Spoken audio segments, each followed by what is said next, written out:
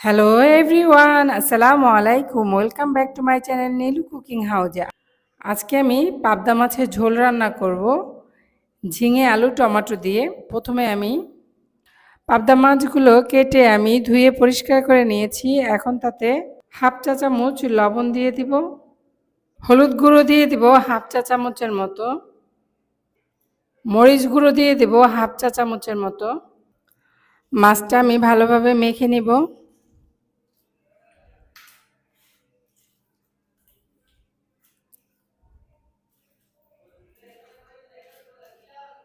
মাছগুলো আমি মশলা মেখে নিয়েছি, এখন আমি ভেজে নিব। সবজিগুলো ছিলে আমি ধুয়ে টুকরো করে কেটে নিব। আমি মাছগুলো ভেজে নিয়েছি, সবজিগুলোকেও টুকরো করে কেটে নিয়েছি। এখন আমি একটি প্যান বসিয়ে দেব চুলায়। চুলাটা অন করে দিব।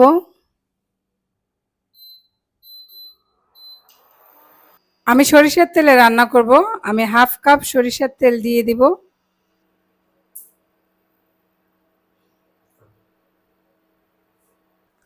আমি 4টি পেঁয়াজ টুকরো করে কেটে নিয়েছি, দিয়ে দিব।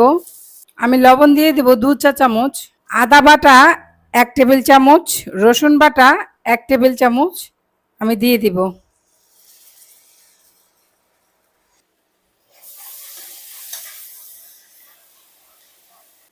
সামান্য পানি দিয়ে দিব কষানোর জন্য। হলুদ বাটা 1 চামচ দিয়ে দিব। গুঁড়ো মরিচ দিয়ে দিব 2 চা চামচ।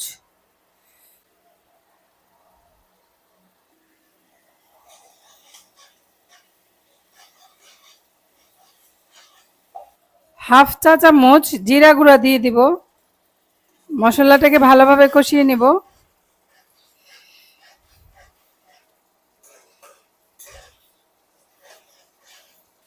আলু আর ঝিঙে দিয়ে দিব।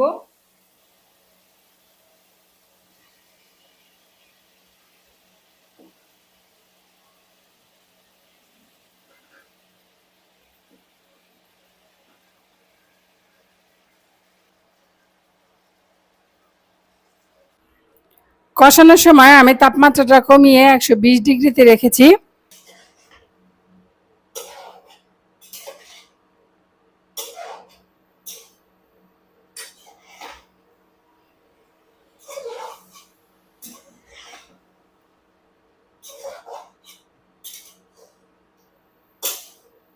আমি ঢাকনা দিয়ে ঢেকে কষিয়ে নিব সবজিগুলো। ঢাকনা উঠিয়ে দেখে নেই তরকারি কি অবস্থা।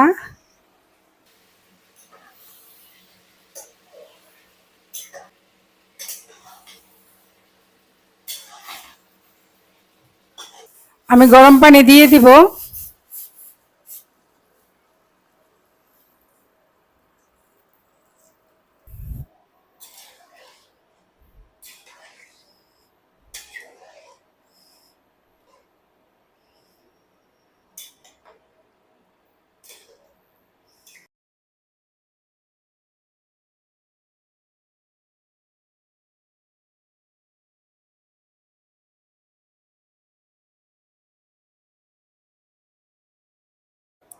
টমেটোর টুকরোগুলো আমি দিয়ে দিয়েছি। ভেজে রাখা পাবদা মাছগুলো দিয়ে দিব।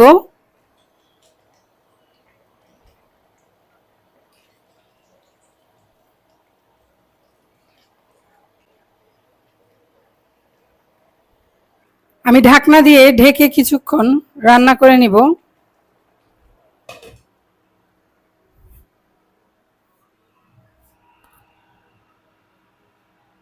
দুটো কাঁচামরিচ ফালি করে নিয়েছি, দিয়ে দিব।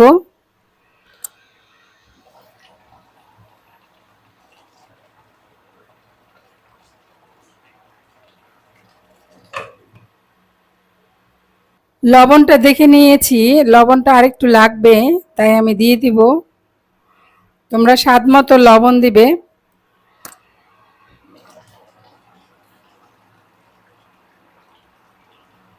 কিছুটা ধনেপাতা কুচি দিয়ে দিব।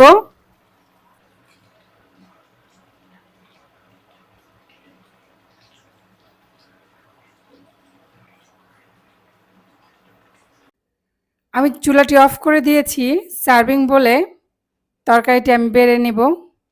তৈরি হয়ে গেল পাবদা মাছের ঝোল ঝিঙে আলু টমেটো দিয়ে। তোমরা বাড়িতে অবশ্যই ট্রাই করে দেখবে, রেসিপিটা কেমন হলো কমেন্টে জানাবে। আমার রেসিপিগুলো যদি ভালো লেগে থাকে তাহলে অবশ্যই একটি লাইক দিবে এবং আমার চ্যানেলটিকে সাবস্ক্রাইব করে আমার চ্যানেলটির পাশে থাকবে। সবাই ভালো থাকবে, সুস্থ থাকবে। আল্লাহ হাফেজ।